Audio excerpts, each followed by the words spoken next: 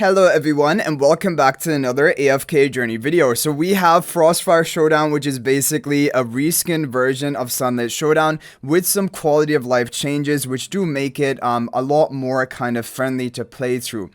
Now, the most important thing in this game mode is you need to acquire currency, like these tokens up here, to buy out the entire shop, basically. That is your number one priority when it comes to this event, and that is really all you have to do.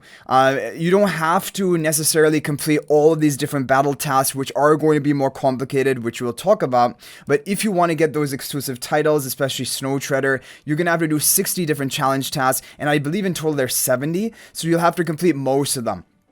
Now, there are going to be two different sections here. One is a regular task, which you will just get by doing battles. You're going to be getting these random these battle supplies, and that will be complete. But the other thing that is under your control is to use battle supplies. So, for example, what I've been doing is I just try to use all three of my battle supplies, even if I don't need them every single round, because then you're going to complete this task a lot quicker. So there you have that. And then use Showdown Pass. That's just if you do enough entries, then you're going to get this one complete as well. For the battle, you're going to be basically limiting yourself.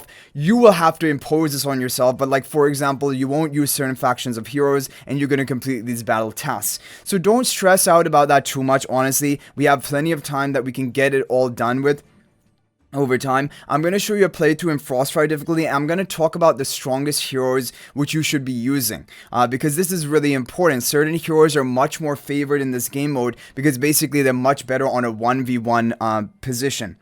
So here you have the challenge missions. I guess you can actually keep a track. You can start the challenge here. You must scroll around.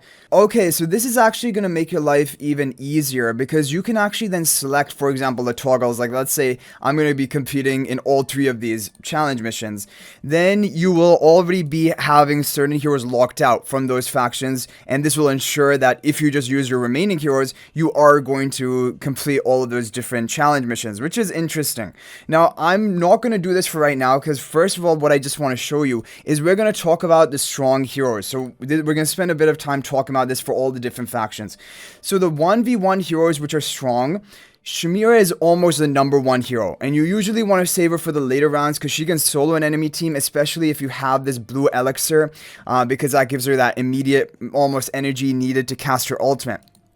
Shemira is really good. Valka is really good in a 1v1 situation. She can duel most enemies very effectively. So Valka also really good. I noticed Daimon was also doing pretty well in some of the basic, like a couple of runs that I did in the beginner difficulty. Daimon was pretty good. So I do recommend Daimon. But those are basically it for the Graveborn. I mean, now they have changed the system. So like you can't stall out on time anymore. So tanks are more effective. Maybe Thorin has a place here. I'm not sure. For the Maulers, Gala is actually really good. And the crazy thing about Gala is she will actually bring into battle, like let's say we deploy this team. Galahad, after casting her ultimate and bringing in a clone, she's going to bring a clone of Odie. So she is actually going to be able to get some value out of that. Most heroes do not in a purely 1v1 setup, but Gala is good. So I think Gala would be a good hero also. She's ultimate based and she can nuke enemies. So I think Gala probably would be a good option. The other heroes here, I just don't know because there haven't been like that much testing, like because they're more recent heroes. In the previous Sunlit Showdown, the Maulers were not very good, honestly. But I think maybe, I don't know about Nazarick, but potentially Zandrok or Shakira, especially if Shakira is able to get off an ultimate. Could be options. Faramor is really good in a 1v1 situation, and I'm expecting Ravion may be good as, I don't know, range hero is generally not that good. Same with Lily May, they have some usage, but generally it's really the melee heroes which duel better. So I would probably say Faramor from the Wilders would probably be the number one.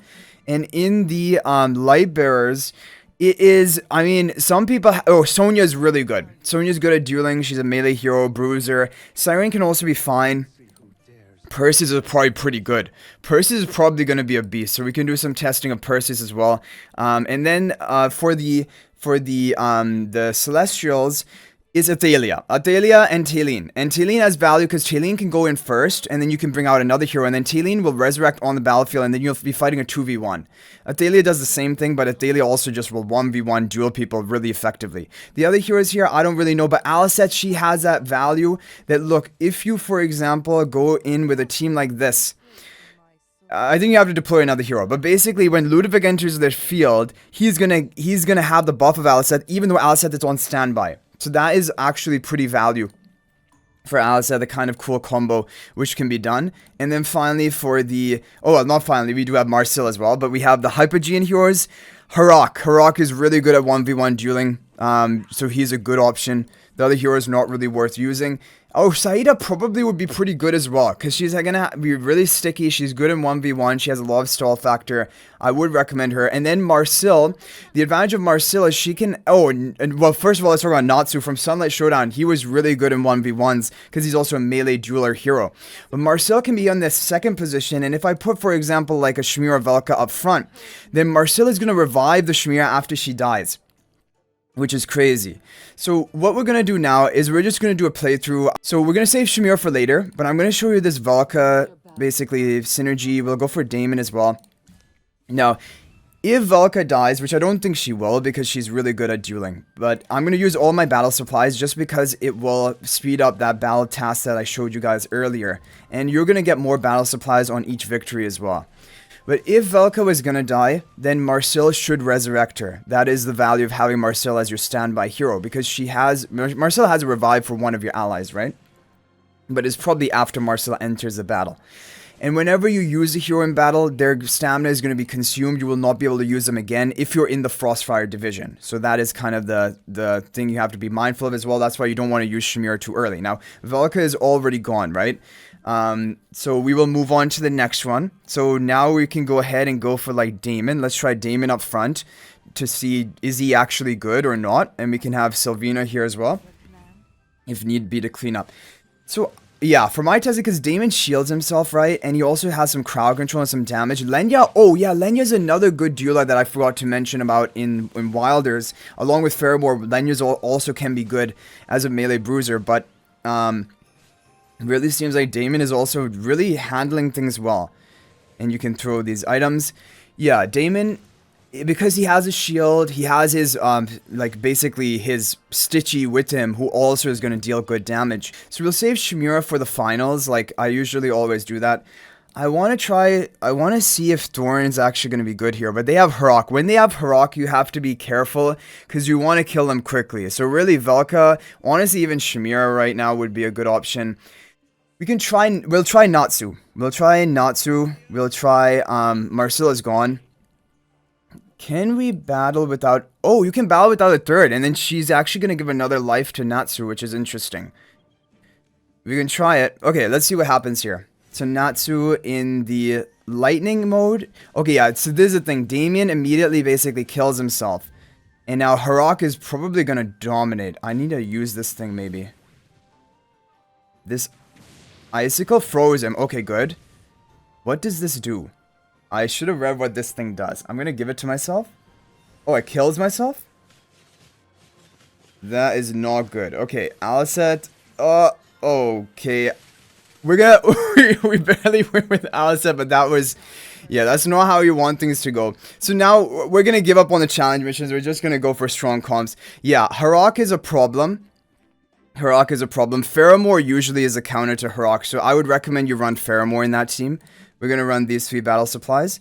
Okay, but here they also have really tanky team. Faramor is going to do well. We'll just bring out the strong heroes now. So we'll just bring out strong heroes. So Faramor, and we can just go for these, but like they'll be on standby. I think Faramor is just going to solo it here. We can give him the energy. Does this bring another... Oh, it turns them into a snowman. Interesting. Okay. So Faramor with his magic circle, after he gets an ultimate off, it expands in radius, and he's just going to solo things. Faramor is a really strong option to run. Probably I wouldn't even recommend Natsu anymore. He just didn't do that well. And I know he faced Harok, which is probably one of the hardest matchups. And now we have a final, so now we can bring out Shemira. So we'll just bring out Shemira here. And we can just give her, like, support. Like, giving her support of Alicet would probably be the best option. Other than that, I don't know if any other hero provides the support other than Marcel or Alicet, which we've already used. So we're going to go ahead and use this right now. I think this gives me haste, right? Wait, please don't tell me this is the thing that kills me. There was one item that basically like massively powers you up and then it kills you in the end. Okay. We use our battle supplies and then Shemira's just going to solo. Shemira usually used in the finals is going to be effective.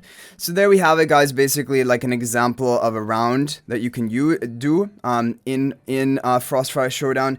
And if we take a look at the tasks we have now completed, we got a lot of these things, and we got 9 of these different tasks completed, right? Progress rewards for those. So now we've gotten a lot of rewards, and if we look at our ranking now, we have completed 9 challenge missions. We could have completed more, of course, but like I did also want to show you some of the strong heroes. But just to recap, some other good heroes you can run. Lenya is good. Probably you don't have to run Natsu, and if you're facing the Harak, you should just run Faramor, because you need that damage nuke. Like basically, you cannot let the Harak snowball, and Harak will snowball after like 12 or 14 seconds. He's going to devour you. Or when Harak gets off his ultimate. So you have to kill Harak before he gets off his ultimate. So the store priority will be buying the stellar crystals first, and then the temporal essences. Those are going to be the most value things. And then after that is really up to you, whatever you're lacking. If you need Omni Acorns or if you need Twilight Essences, you can go for that. And the Ancient Decor chest is for homestead decorations, which I mean, we've gotten a bunch of them, and I probably have all of those items complete. Like if I look at this, like the check marks means I already have most of them complete. Yeah, the thing is, this event has been made much more casual friendly, because like just from one run of Frostfire Showdown, we didn't even complete that many tasks, and I can probably buy out almost all the stellar crystals and most of the some temporals too by tomorrow, and basically be done. And even for the tasks, like yes, you'll want to get to 60 if you want to get the Snow Treader title, but even that should be doable as long as you're a little bit committed and you try to actually follow along every single thing you have to do here. I'm pretty sure it should be pretty doable, and it's only again for the people who want the title. Otherwise, you can even skip out on this if you're not even interested in the title. So anyway, guys, hopefully this is helpful. If you have any other tips for Frostfire Showdown, please feel free to share them in the comment section down below. That is always much appreciated and can help others out. But that's it for this video. Thank you all for watching. And if you're thinking about making a purchase in AFK Journey, please use my affiliate link for the official Farlight store. This is the best way you can support me and also gain 5% bonus dragon crystals on your purchase.